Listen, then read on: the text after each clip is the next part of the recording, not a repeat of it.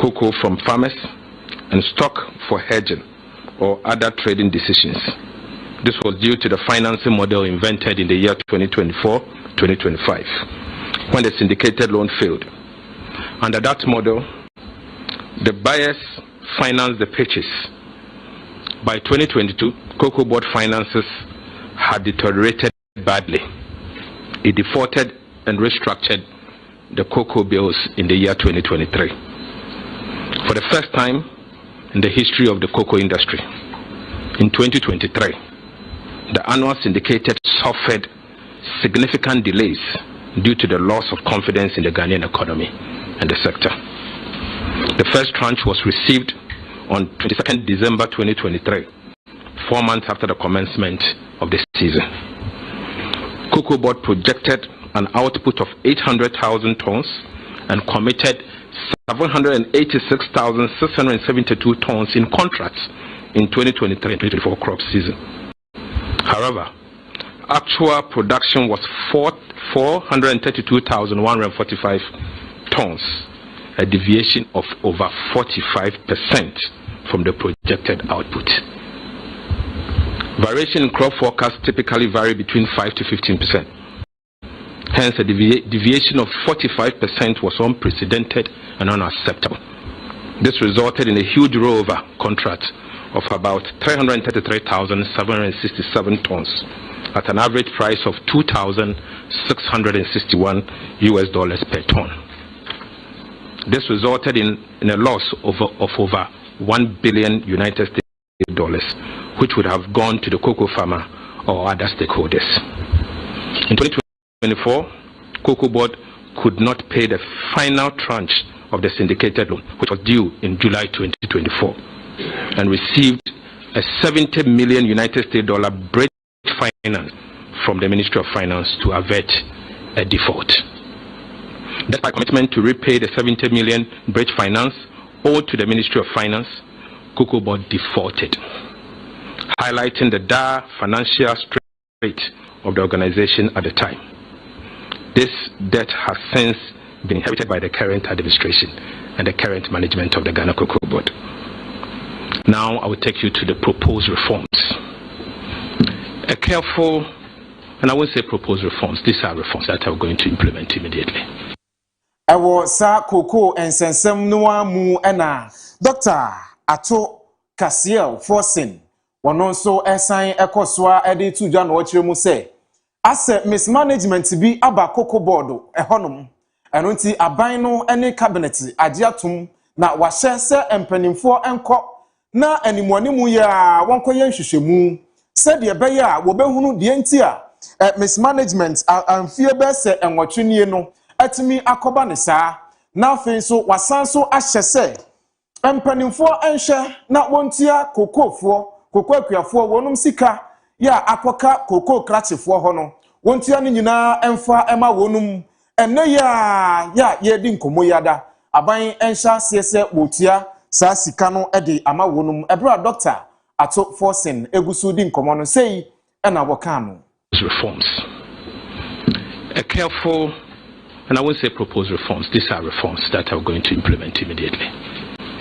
A careful review of the cocoa sector over the last 8 years revealed gross mismanagement, which requires immediate and comprehensive reforms to address the challenges in the sector.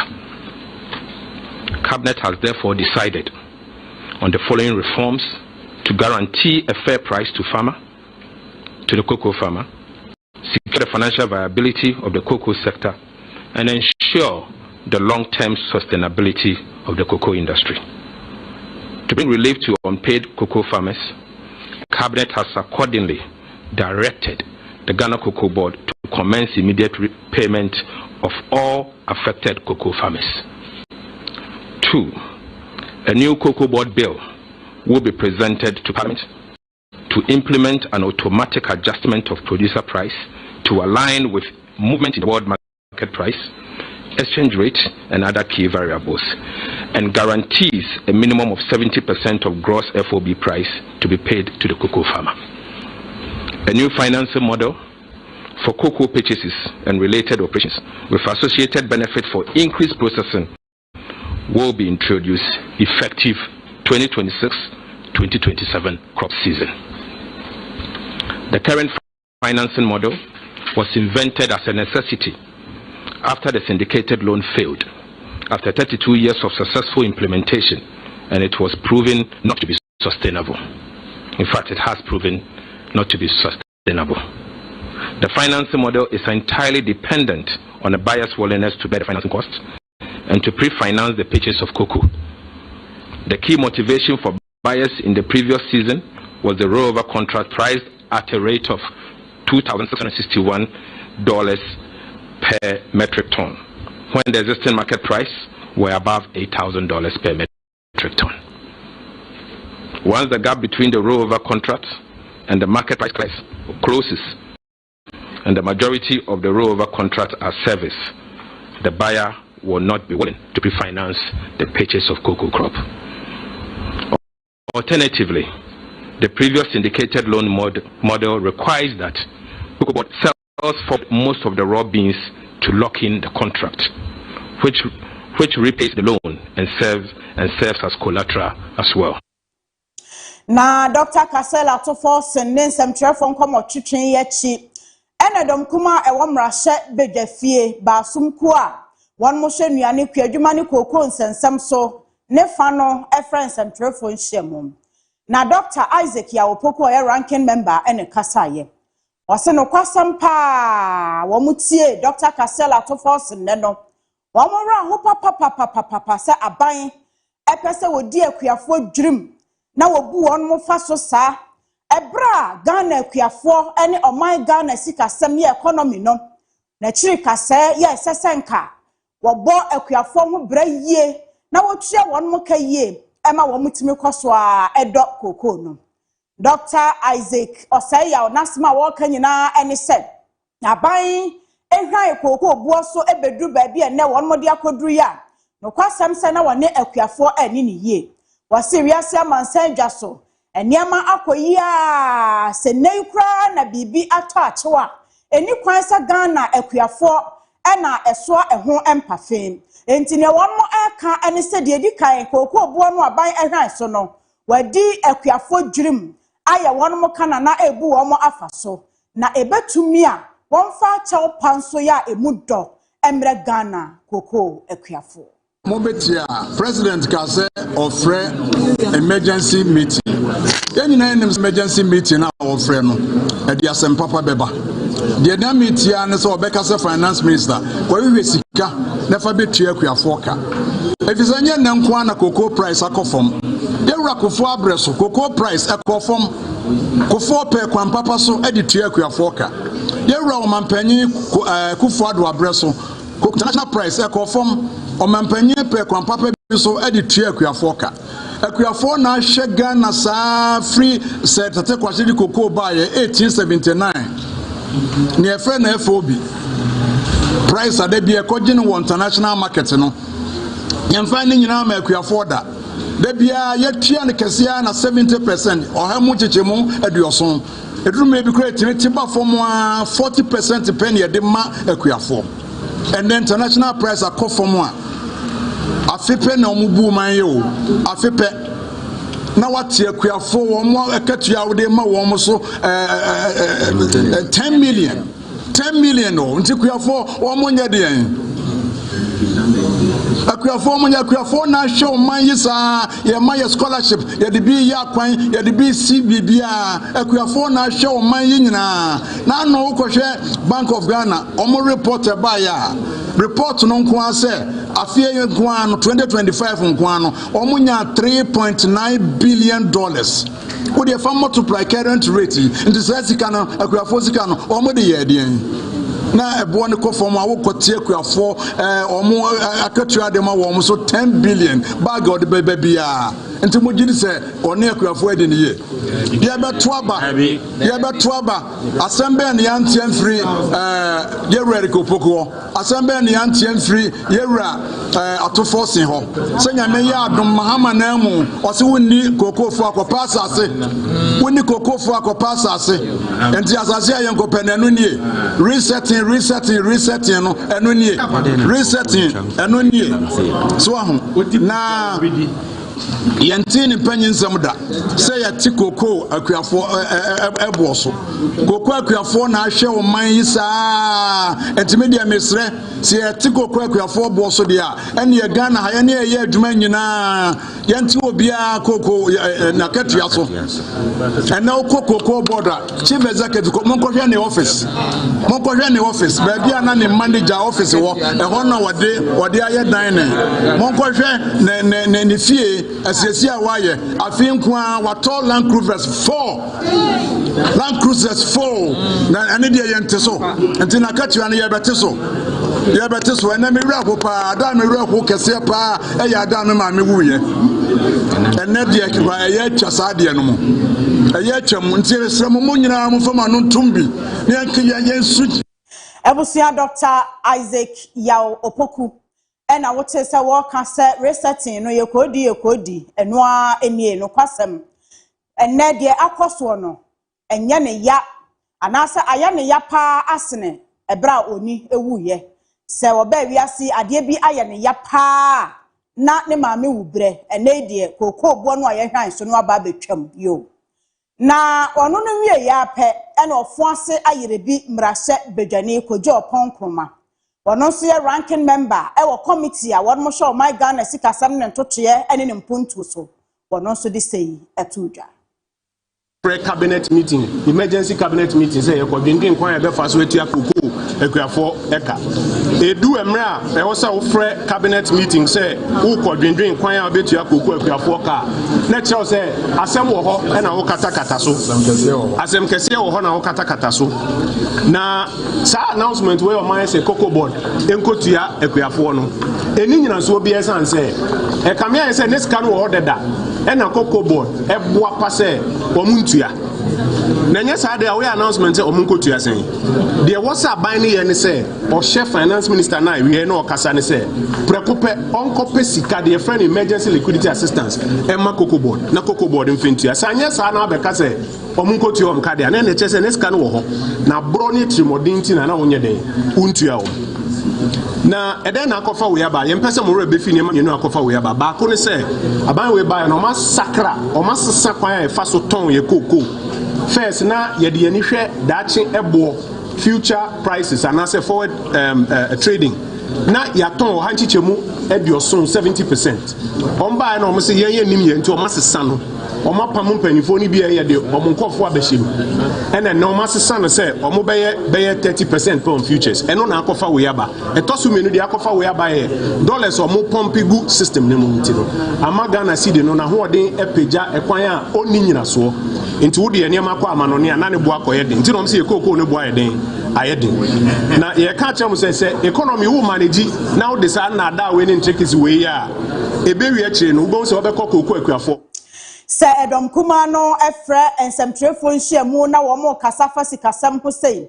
Not Cane Swafwa no show Mercy Casam so Karagam Rashabani, Dr. Amin Adam. One Casabia, natural 1 month frekra and Kaye. Basum kwa wamo so sika samso amrashe bedwam no waka sa ekuo no ho bi na sei eno no so edine nsem tuja. A sector which is one of the most important pillars of our economy. One expected the government to give Cocoa Board a bailout, as we did during the MPP time, rather than reducing the producer price for cocoa. A bailout would have been necessary, particularly at the time we are told that the economy is strong and resilient. They said they are better managers of the economy. An economy that is better managed cannot pay cocoa farmers. An economy that is better managed reduces the producer price of cocoa. And so Ghanaians can see the deception and the narrative that the NDC government brought to them about our government, the previous MPP government, as having badly managed the economy. Ghanaians can now see who is better managing the economy. Ladies and gentlemen, the cocoa of Ghana, Ghana's cocoa, is now considered more expensive. And this has been confirmed by the CEO of Cocoa Board, my friend Randy Abe. He has confirmed in an interview that Ghana's cocoa is now more expensive, and therefore consumers are turning away from Ghana's cocoa, as a result of which demand for Ghana's cocoa has fallen. The reasons for this are not far-fetched. We warned this government about the reckless overvaluation of our currency.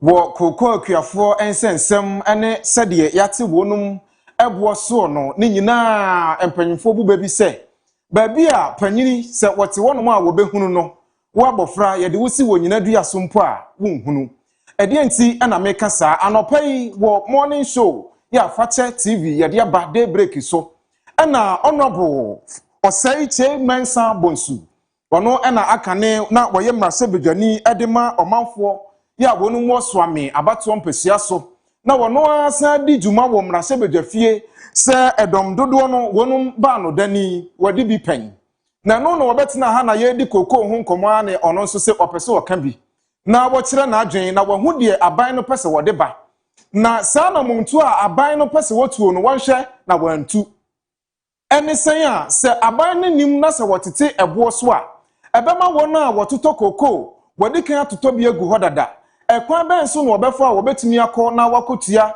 eka no se wode de yate so no na betua anase wobetua ebo dada no ene de ama koko akuafo ebema wona etoto koko atimi akuta hrenhren pa yie ewo saa na montuo ni mu eno nti obo kokko nanso aban no entie sei ena woka ne nsem a twofold what is wrong say because you didn't caution a produced by us no omoto no prices no dada omo ato no so what say omoto in dada season ni bie ye no omoto dada is that what is why how are you going to pay them what your price no so that difficulty. The second one I make and I say immediately I because what is so no na a drastic a crazy you smuggle the cocoa to Cote d'Ivoire. You smuggle the cocoa to Cote d'Ivoire. Because they say no. Unfortunately, and now see no I'm what they against dollar no but now 18 auto the same I call 16 no say ota nanko nyamo in city terms and then see no why didn't no oh man okasa command a lower price you will get everything to Cote d'Ivoire. But the Agric minister has a different opinion. Not suddenly said Cote d'Ivoire ne other nearby countries no so on what it Cote d'Ivoire it is what against the CFA what to say. And also matching against Owodie. What you say? And also matching against Owodie.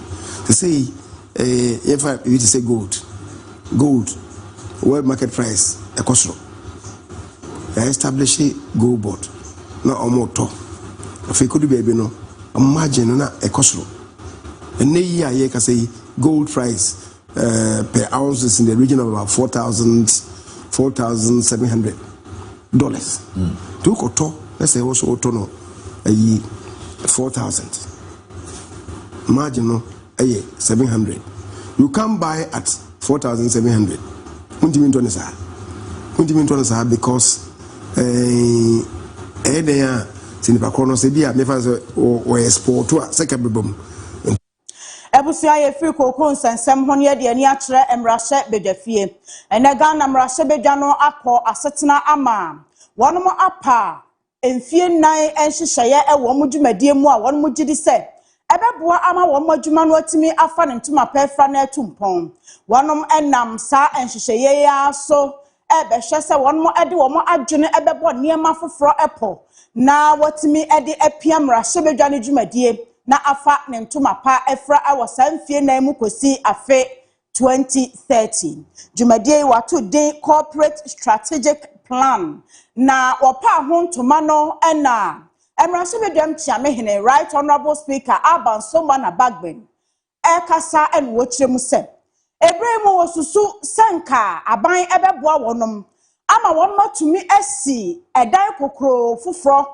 edi amamra sebedwafo se new chamber enka womani beje ho papa wase ba bia wonom wo sesei no etoda ya na niememu ayeden ama won ehosha entimi mfamra sebedwafo ni nyina ne won madwuma efo nti ya na won mabo apeso na ama won ho ahiahia wonom afei chamber won mutim sesei ni adwuma won mo yenom wontimi nya won fa hodie sede enkese se won mo anya se oman Ghana amamuo no abasa baako enti wosusu se aban etie ensem ya won mo kan asopam na wotu anamon esi chamber foforo ma won mo a ebeboa pa yie ama won mo nya won fa hodie mapa wode ebebu oman Ghana na so obehye emra edi aboa oman Ghana amamuo na won mo ankasa so etimi anya baabi atena ama won ho ahenhan won. Right Honorable Speaker Obrempong Kingsford Bagben.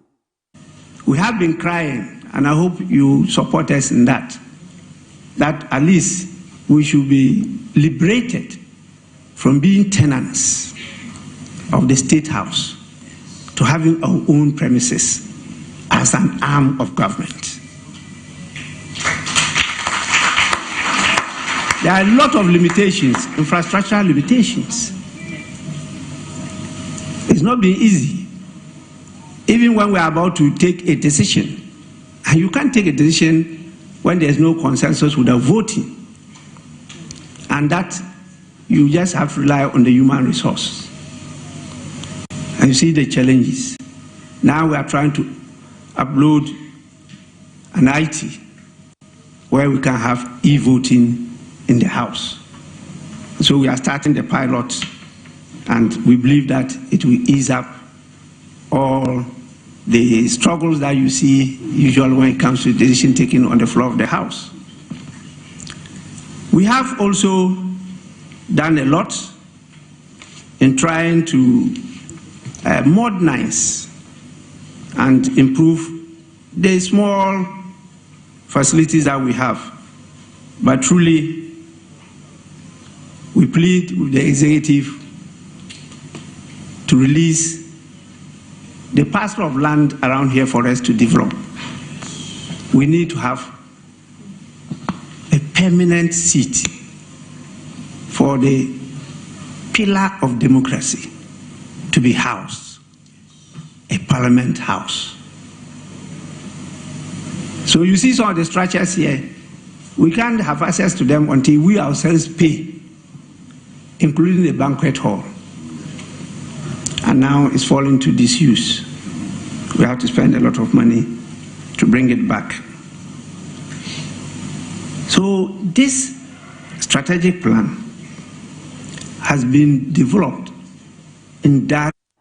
Yera Obrempong Kingsford na Bagben eye opanipa wono ena etna epnoti omrasebedwafo dwumadie mu se speaker na dwumadie a ene won mo ye no e de akwaku ahudu a won mo boa oman Ghana empuntuo ene woni a wakabiewom e womrasebedwane dwumadie mu nyina na ekotwahye ya won mo ahyebo se ensakraya emrasebedwane pesa won mo ye no wo mafam de bia obetumi aye e de aboa no wo mo so ebeye ne saa yensem treni ya oboy amane free Ghana mrahye bedwafie kwaku bofa ene de saa amane ebre ye begina we so ne ahome kase so ha ye genkrato ye ba ye beto aso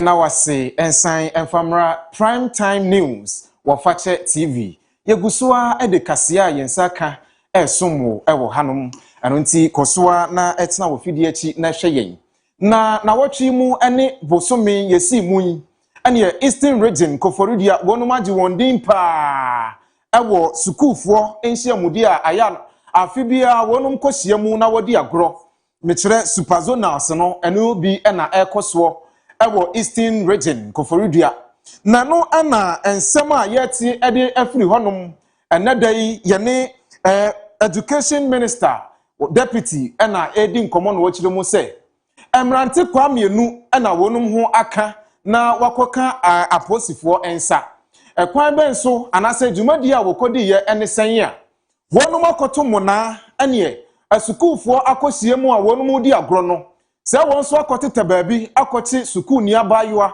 ato ne mona pa wonyina ka bom na oba baako emema bese mienu wonum ekoto ne mona eno enam so bi ma aposifo di won tetentete ama wonsa aka emrante kwa yimienu ya wonum ekodi aposifo ensem wodi ensenseme na ebra Dr. Clement Apak wono Deputy Education Minister wono edi nkomo sei na bochire ensem no mu edi chire Fata News.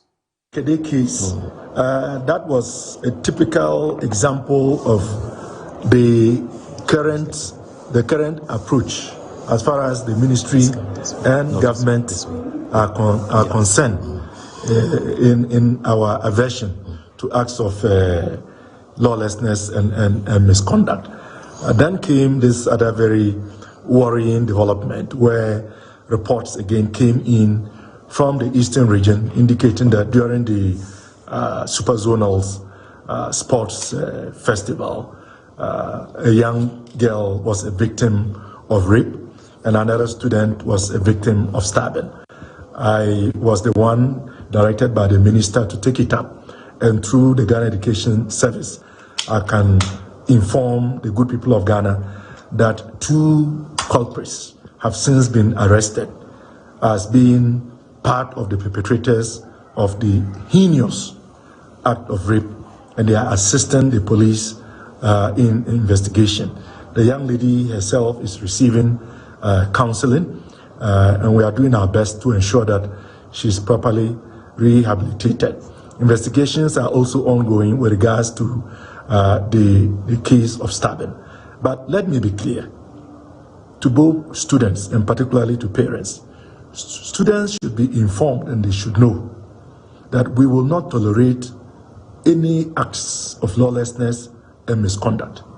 And parents have a duty to ensure that their wards conduct themselves properly within the context of being in an academic environment.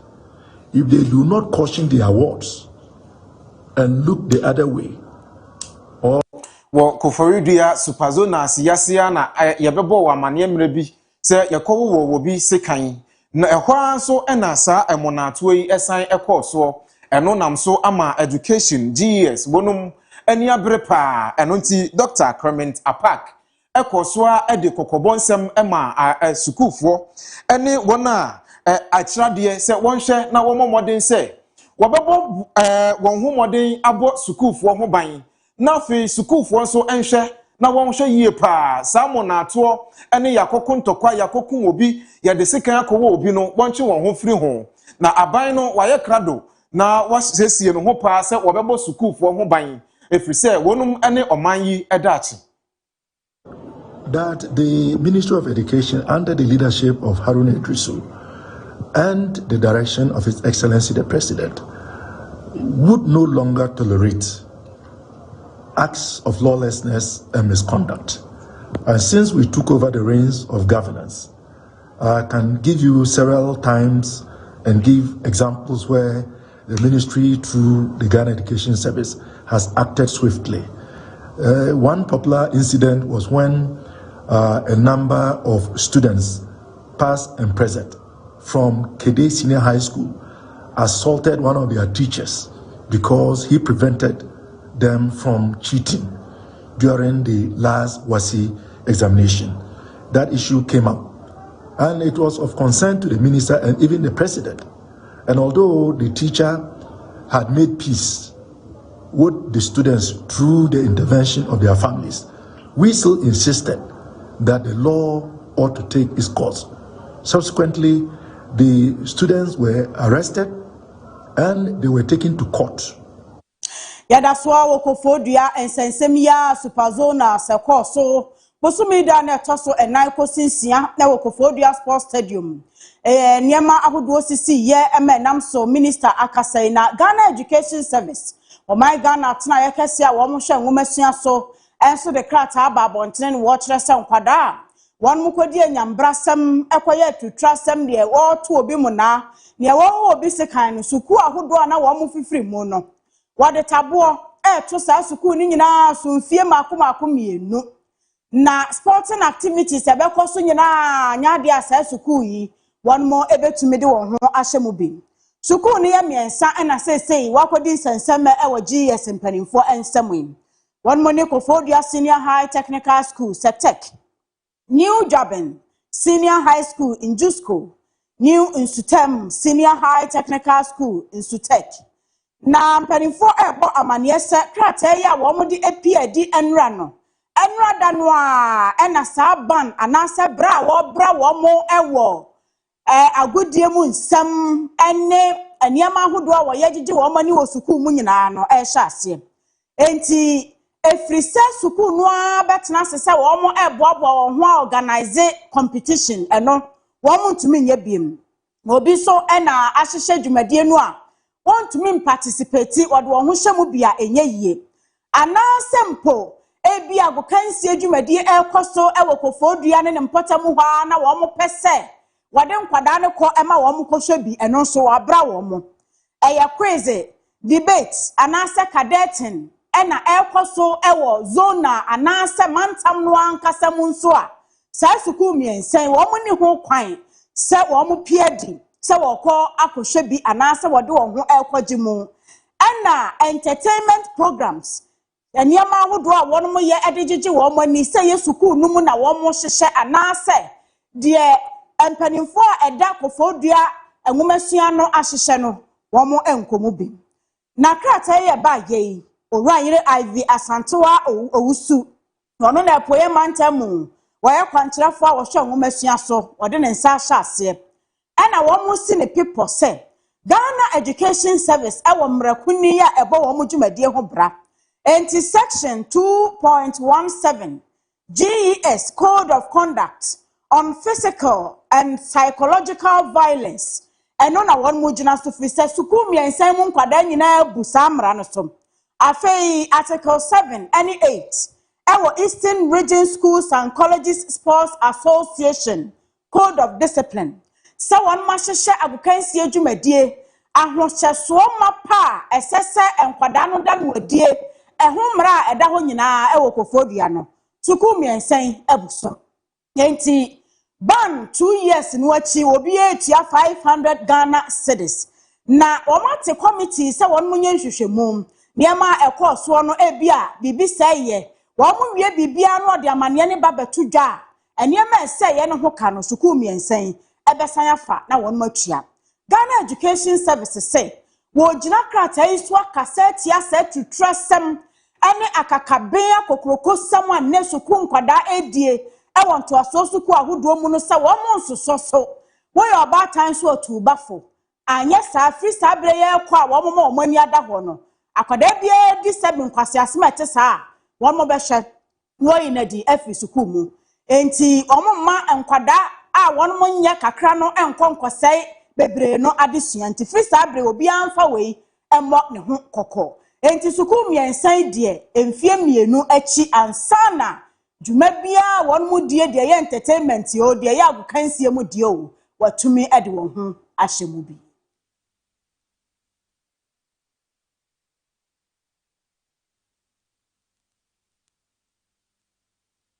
na se yetwa kase ne so ewo Asante mantam na ukopie mu ewo Amasie South mansini no emu a ehonum na ene ganam say efoma gudie ya yetu na enam emrakwa so no ene etwe sukufo no nyina ede free classroom ede wonum akọ galamsey ase enam se wonum epesika ntentem na ukọhonum a wubenya sika ne bi entem woba ene na waye boga eno no wutimi to de wope bia eno nti ama asukufo a wonum ebo manso data no ene data no Methodist Junior High School wonum ahyase edwane free classroom eko gadamsey ase ehonum na wodi wonjuma eno nso enam so ama akyerɛkyerɛfo a wonum ebo Methodist Junior High School ya ebo manso data no ka kyerɛ empanimfo ene aban se wanfa ne nan ansi fom a ene wonum enkoda no age wonsam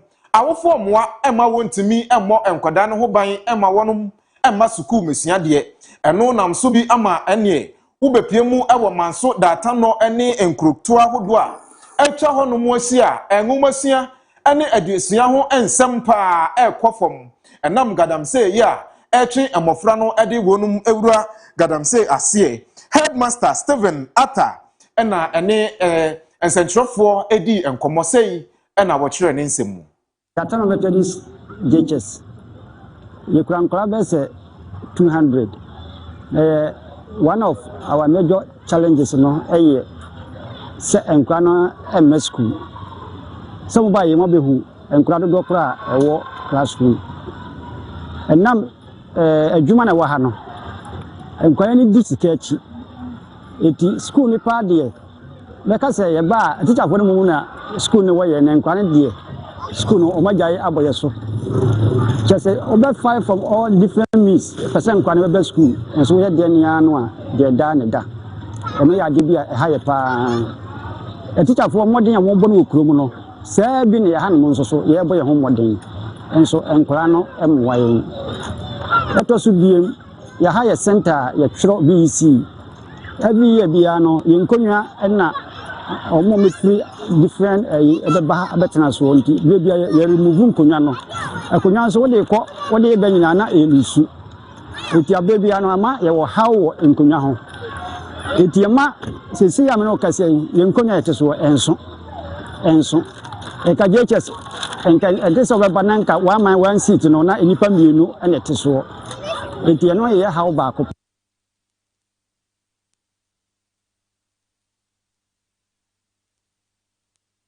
Nansen ashen bi enenam Ghana akwantempon so a wafra no Toyota Voxy na ebinom eya akese ebinom so eya nketo adodo no a ekọ kwantenten akwantuo ya na tai ede kan kwanhia ba ama Ghana fo binom ahyase ya wonwinwi fa ho se na sa ashen ba da ben ya aye kotobekum omai asemi edu National Road Safety Authority NRS mpanimfo anim ama meka se ura Abraham amaliba ya wo ye panipa wada NRS ano ese won mate committee se wonye hwehwemu emfamfa sa Toyota Voxy sia AC Ghana kwantempon so woni a ekọ long distance journey ni ade no sai ena bambo ho nsem etie na wo hye ni mu se committee no ebewie n'adwuma na wo modo omado di nsem aba betu dwa na ansa na committee no anu di nsem ne beba kra no wọ́n nya ne ntie se wo manfo bi no mo keka se wa ban ne Toyota Voxy se ememfa Ghana kwantempon so na enso nya sa na asem ne tie kosi se ba sumko no be wie nhwehwemu a wo mo ye nyina no ode amane abebo mpanimfo no hunu se wo jai ahyen no a originally wo mo ye ne se nifa so roba ni betimi atena ho na wadanda no a no no ankasa atwini se ne private car be duru Ghana ha na afei won makoto dashboard foforo asesa no na wo mo de ba bia driver ni ne tie aba bedi benkum so ya wo mo de asi akwan so ekọ long distance no watimi abebo bambo ho amane a kire mpanimfo no ansana wo mo na mo bia wo betu na sesie die wo mo adwene ban ne ho nanso enya enye adwuma owura Abraham amaliba ensem a wo de atodwane the person hearing. I'm sure this committee will invite some of the drivers in that vehicle who use those vehicles. We are also careful because we don't want to be seen destroying businesses. You get my point? Yes, sir. So after I've just asked my director of compliance to draft a notice that says that henceforth commercial use of Voxy vehicle is banned. But what is my basis? Well, I must stand on something to say that I don't have it. That will amount to destroying or attacking persons, individuals, businesses. That's where we are careful about. But I agree with you, it's a chicken and egg situation. They are killing people, but what can we do now? So maybe the statement we issued, which says that this committee was going to put together, was a way to restrain them. And you notice that in that statement, we indirectly told passengers not to decline those vehicles. In that state, if you read it, even though we didn't come out openly, but we said that they must choose wisely the vehicles they want to board. And if the topic is about Voxy, then which vehicle are we talking about? Voxy. So I understand you, but because crash data and road safety trends involving Toyota Voxy vehicles. Then the last one is make evidence-based recommendations which may include regulatory reforms, enhanced safety requirements, restrictions, or other appropriate measures to safeguard the public. So all that we are doing is to ensure that the public is safe. By your committee's work will go a long way to ensure that we are able to do a good job.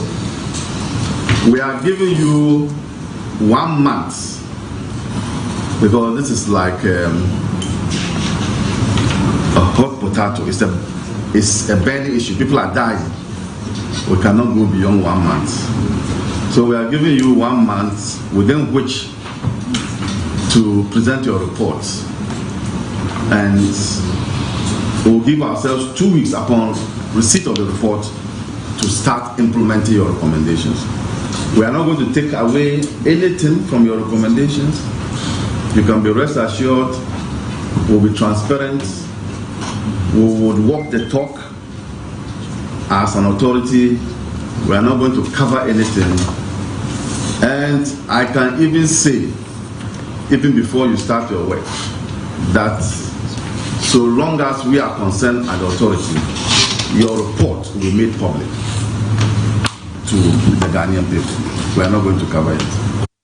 Onimonyamfo Pius Kwame Nkua ene wukopiemu ewo sehwi akontomra wono ene womra se bedwani na wode tuja se hwe ampuntunyuma pa edanakoma so na nia bre pa so obebo adwuma ama sehwi akontomra enso afa ne ntoma pa afra eno nti enyumadie ahodo a ebeboa ama mpuntuo akoso wo sehwi akontomra ya aban dada no ebreso wojato ho nyina wahyebo na wasan ne hone so se wobeboa pa na watoa so aye se de beya eno so ebetumi aboa ma mpuntu a wohwehwe no ede ama sehwi akontomrafo wonum so ensa atumi aka woni onyamfo yi ede ensam yi atudwa ebra wobo nkonten akọ ne mpasua ne so na wode nani ekohye ekwan a woyie ewo ne mpasua ne so ekwan no se wode wani bu a ene abrofo kwansini no 6.5 kilometers eno ena wode nani ekohye ye na no no ne nsentrofo di nkomo no wachire mu se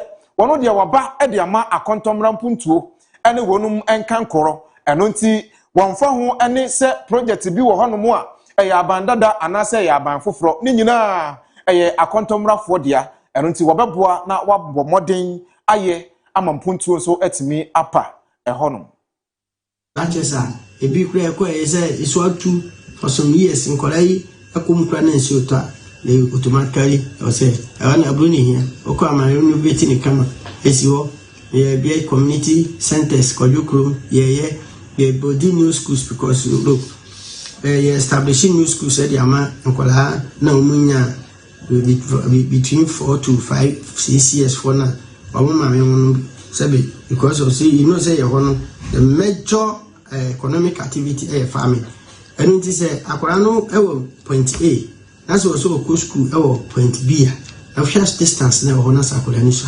ontimi ko nte ho no wi sa years na akwara no betimi akọ school na wonya 6 years some of them 7 years and some akọ na and me follow me former member of parliament a fellow honorable Harold Kobler the time that was the activities I'm a boy no man here to establish schools ni bebre amen areas ni na anya e complete schools eti me buy ya masa say oma that time enti me amwa no this is my time I need to do it for them and then me school aja nkroma me school Kramokro enche me school ba kon ewo ba bi e fro asa simple school wa hele edi amawo enche if you go and let you go a meeting or go here can no say yes baby I'm a coin those the private areas my man just said my school I'm out school no you're in nursery KG1 KG2 you baby I'm going to be me but this ones no when you do that so no we didn't forget me a class 1 only any kind of KG for that was the starting place but you almost every KG2 no migrating near the class 1 by the time we enter move the next 4 or 5 years I say a young complete school over those areas. These are the things I know health insurance structures are I dilapidate you can say I totally deplorable the year she be any most of them I am with you hey be more my twice on my there was a renovating so let me renovate it. It is kind of grand by I am going to marry Brea. A body scanner, sorry, a buy. Bo nkua koswa ne nkomodie mu na wobo this yi ya woman's no mu wobo na baso se wono nso ka ho bi pa na woboa no ama ne mpuntu nyuma ahodo a wonu mu eye no atimi akoso na wo hwe partnership a this yi ede ama no ene wode ba no nso eye na we nso de afa ha wonu mu nkabom eno na aboa ama sam mpuntu nyuma yi egusua ekonanim. You know what? A coin year own constituency be a may MP, yes, your contract. So, a coin year, a contamana pupisa. A coin be over 6 years, 7 years. In spite of said drip machine by a component and fancy source. And into the common founder, apart from 70% student with the financial support, support of students, a chunk of them, so as I echo fuel. I did.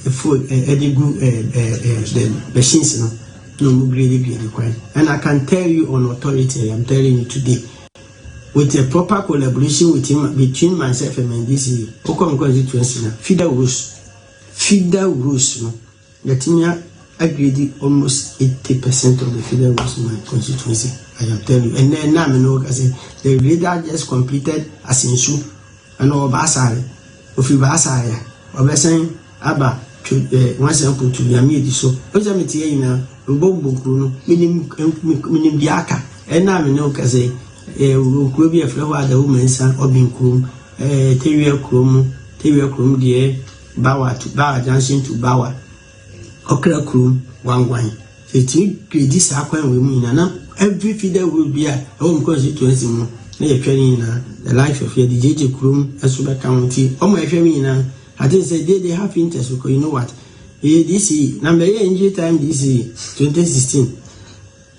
I remember March I was nominated March 2016. And I swear me in April 4th, 2016. Remember at that time, look at that stretch now they were to Alabama. Just a few months. But it will be greedy can be any woman district. It's a very bad prayer being watching. No more friend. This year we are quite, and that alone contributed to about 40%. If we are say a man sign a bibrem a brebia a chamu tetepano ebe fa a bibrem amai ahudo bebre etnaso na sabreno said ye one more efa ni pankwa na woton bienu na nyasam ketwa na African Union AU enhyiamu bi ekoso ama Owura Samuel Okuja twa black how memu sofo a ohye amanone nsam so abo amane say sa wudi sam ne awukasam a kanetete ewiase amansam mpanimfo beyeti a Africa no eni kwansa won motena tenase a na woka wano tumu ema ekoda kwa ebra so se won mo hyase ebo ho dawuro ema wiase amansan etro eka won mabakosam enwomamu na dachi bi enchirima ekomu a won motimi ahuna wudi sam ya oba Africa ode beye ni petuntum ye wa ha enti Ghana so obedina African Union anamu nyame ya adoma ebo ye obanim March bosome no wono mo ebeko UN General Assembly to obebo ankrata nyina no na won mo de akọ UN ama mpanimfo ahu se sa slave trade and access slavery ye brebi atwa mu ekoso no oman Ghana ene wiase amansan ene African Union epese won mo de hye won mo nkrata mu ema obi a etimi hunu bie na duru da bi na esese obroni eye bibi edi etua Africa ka won makọ abakọsemu aye ne sa pepepe nti ebre ne duru ho a ebibre mo ma nyina fa won sanction krata ase na sa ni suade hunu no emrem and the AU Assembly's decision on reparative justice. Ghana, on behalf of the African Union, intends to table a resolution at the United Nations General Assembly on the 25th of March this year, seeking the formal and universal recognition of the transatlantic slave trade and slavery as the gravest crime against humanity. Ghana formally requests the unflinching support and co-sponsorship of all AU member states for this resolution. We have already worked extensively with experts in the African Union, in the CARICOM Commission, and in the larger diaspora community. And we believe that this is a time to secure justice. By standing together at the United Nations, we signal to the world that Africa will no longer allow the scale of its historical suffering to be minimized. We seek not only recognition, but a global legal framework that paves the way for healing, accountability, restitution, and restorative.